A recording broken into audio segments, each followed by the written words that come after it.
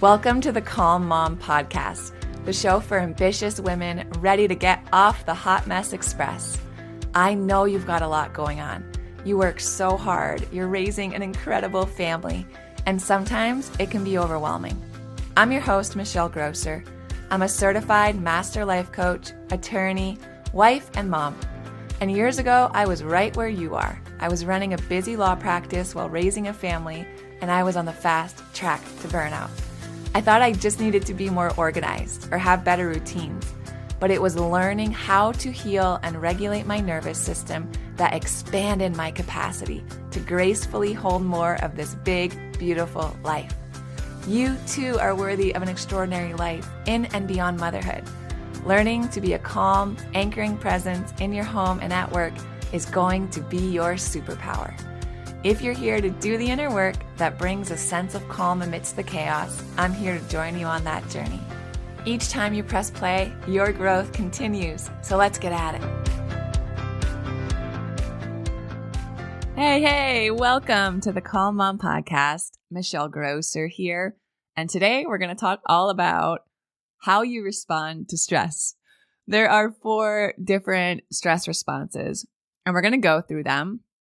And I think it will help us grow an awareness of how our particular nervous system and body responds when we are feeling stressed or overwhelmed or all the things. Because you guys know, once we grow in that awareness, we are then empowered to do something about it.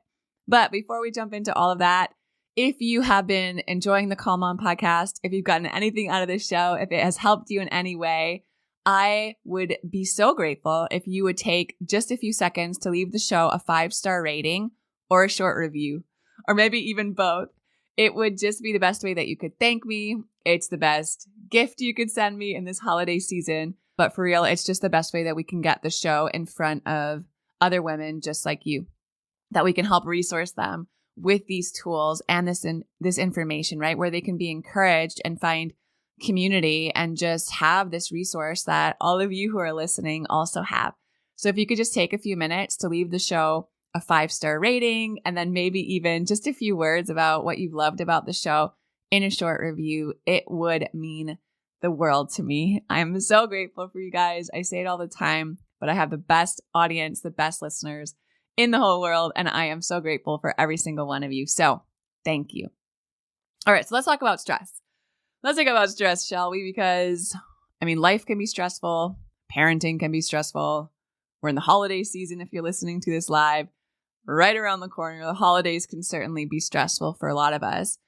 And the thing is that stress in life, like if you're going to do anything in this life, stress is unavoidable, right? We can be super intentional about identifying our stressors and reducing our stressors and even eliminating some stressors. But we can't eliminate all stress from life, right? Some stress is just inevitable. I say it this way. Sometimes I'm like, life just keeps on lifing, right? Like there are things within my control that I can grow an awareness of and be intentional about and have new habits and delegate and ask for help. And I can reduce and even eliminate some of my stressors. But it is impossible to eliminate all of life's stress. It's just part of the human experience. Especially for raising kids, especially if we're working in the home or outside of the home and raising kids, like it's just going to happen. So what I want to do today is talk about each of the 4 survival responses, the 4 stress responses. And I want to talk about them in a way in which it will be helpful to you, I think, to realize and catch when you are starting to venture into that territory of your stress response, because this can be a stressful time. And I think it's super helpful for us to be like, wow, I realize that when my body starts feeling overwhelmed and I'm perceiving some sort of threat or I'm stressed out or whatever it is, this is my go-to response, right? This is how I'm patterned to respond. And then as we grow in that awareness, we can start to catch it before we're actually in the response. Or when we are in the response, instead of, shaming ourselves or getting frustrated with ourselves or allowing our inner critic to pop up and throw all these, labels or judgment at us, we can be like, no, I know what's going on here. My body is feeling stressed and overwhelmed. My nervous system is doing the best that it can to respond to that stress, and I'm just in my stress response. And then we can take steps to help ourselves come out of it. So as we're going through these 4 different stress responses, I want you guys to just pay attention and notice what seems to resonate for you, what seems to land for you. There are very few like hard and fast rules when it comes to stress and our nervous system and trauma. So it's not like you'll have, one of these stress responses and not have the other 3. But there's probably going to be 1 or 2 that are most well patterned, that you resort to most frequently when you notice that you're feeling stressed and overwhelmed. So as you grow in that awareness, again, you'll be able to do something about it. So I find it helpful as we go through this to kind of talk about and relate these stress responses to the animal kingdom, right? Because I think the animal kingdom, we're all animals at the base level, right? And the animal kingdom is just such a great representation of each of these stress responses, because the thing is, as animals, we're all wired primarily, fundamentally, first and foremost, for survival, right? We're all wired for survival. It's necessary for the advancement of the species. So the first stress response we're going to talk about today is the fight response. So for this one, let's talk about it as it relates to the animal kingdom. Imagine this, impala in the savannah, and it's just kind of minding its own business. And out of nowhere, a lion kind of jumps out of the brush. And what happens? Now that impala's nervous system is completely just taking over on autopilot and sending it into this stress response, right? A survival takeover. And it's an automatic response. And the same thing happens to us, right? In our autonomic nervous system. When it happens over and over again, or the trauma is significant enough, we get to the point where it doesn't even have to be a real threat. It does not have to be an actual lion jumping out of the brush, right? Our mind just has to perceive anything that resembles a threat that we once faced. Anything that looks or sounds or feels or smells like something that our body has stored away in its library to keep us safe, right? Let's not go near anything like that again. Let's not experience anything like that again. And then anything that in any way, shape, or form is familiar or seems or resembles that original stressor, our body will shoot us into one of these responses, right? That is what we colloquially, I don't even know if that's a word. That's what we refer to as being triggered. That's what it means to be triggered, right? Something triggers our nervous system and shoots us back to that original stressor or that original trauma. And it's as if our body has to respond in the same way, even though in our consciousness, right, what we're aware of feels very different. And we don't necessarily understand or know why we're being triggered in a particular moment. So this impala that we're talking about, this impala is going to react in one of 4 ways, right? Those are the 4 stress responses that we're talking about. So the first is fight. The first stress response we're going to talk about is the fight response. So it might decide that, this is a lion cub, and maybe this is like a really experienced impala, and it may have fought lion cubs before, or maybe just be wired with a more aggressive pattern, right? Some of you might have taken my personality pattern quiz, and maybe you run the aggressive pattern. And if so, this fight sensation, this fight response to stress might really land for you. It might really resonate for you. And that is what the autonomic nervous system decides is going to be and going to give you and this impala its best chance for survival.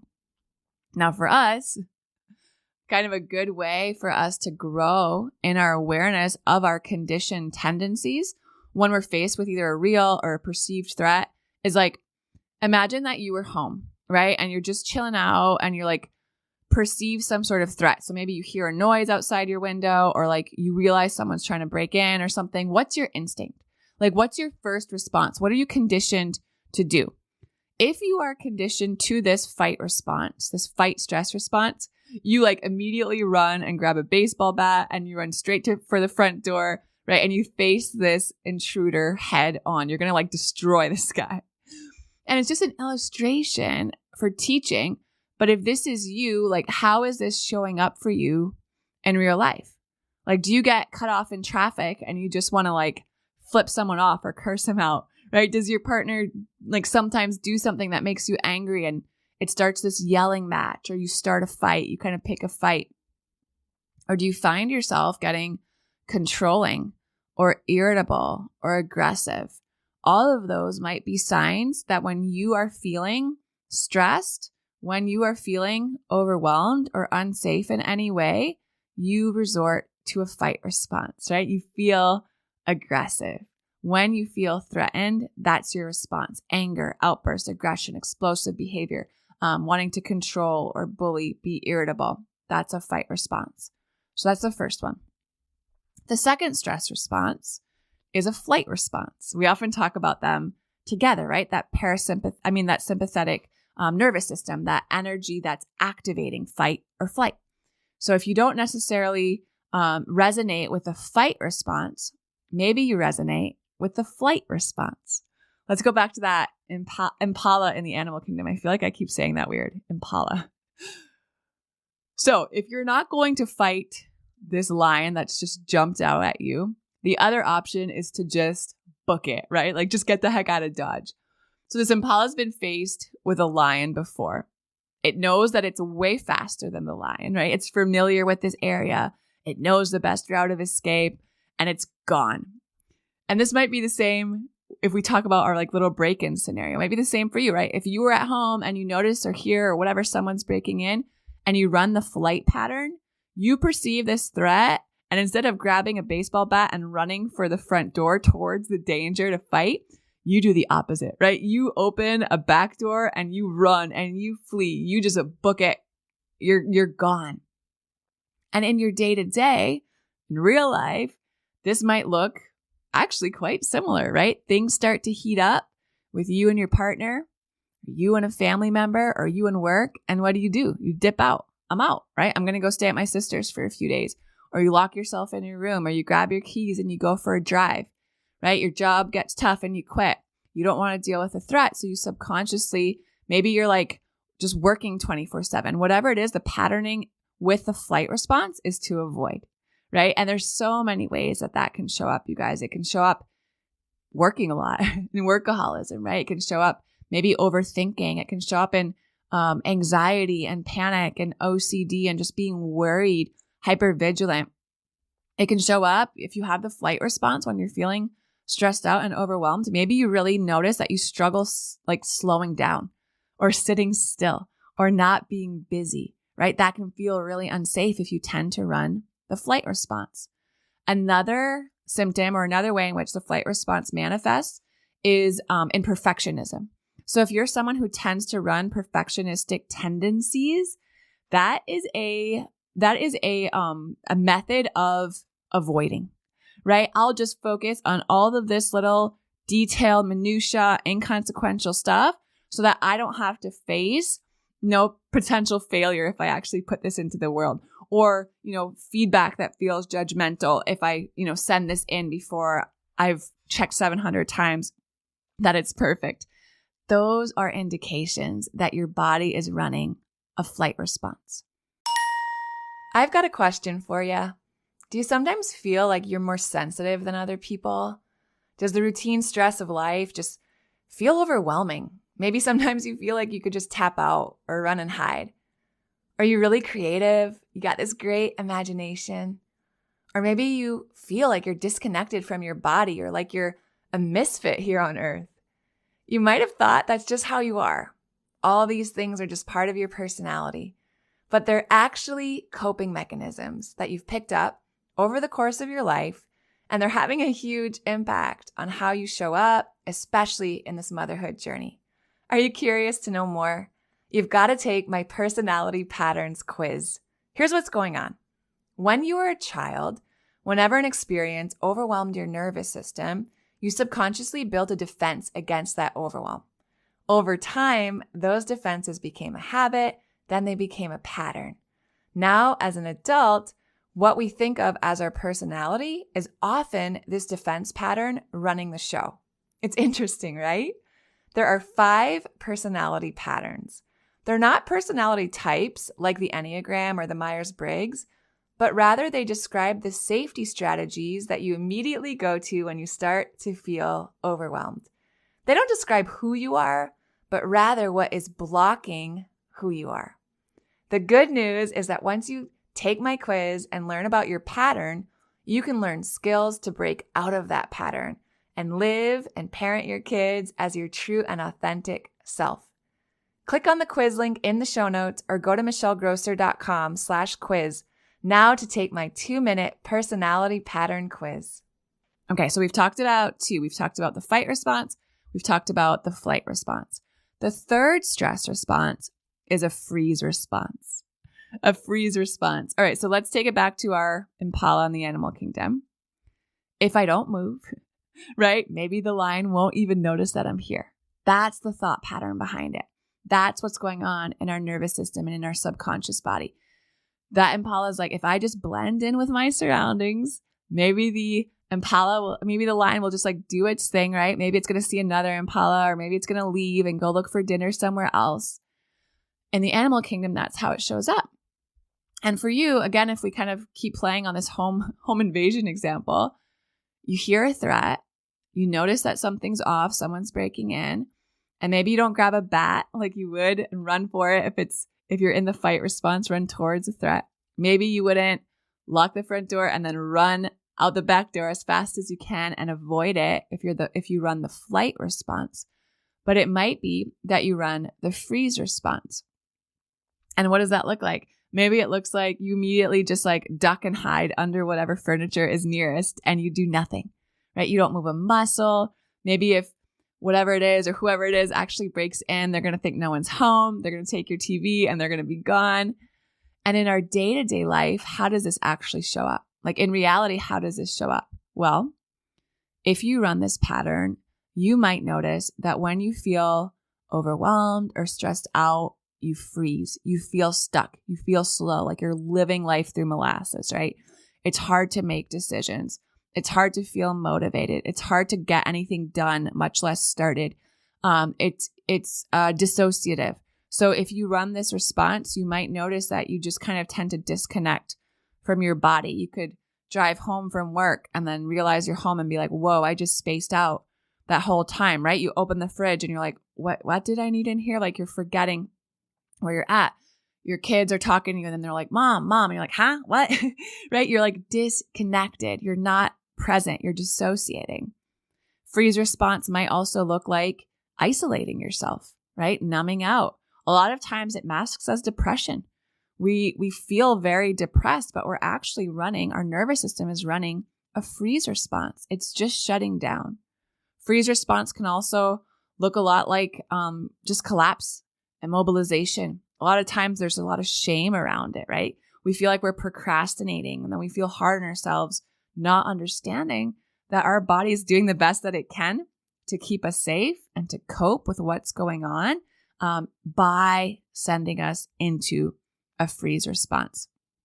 So we scroll social media, we watch TV, Netflix, we binge Bravo, whatever it is, just to keep us separate, just to keep us in this deep disconnected state so we can survive whatever it is our body is perceiving as a threat.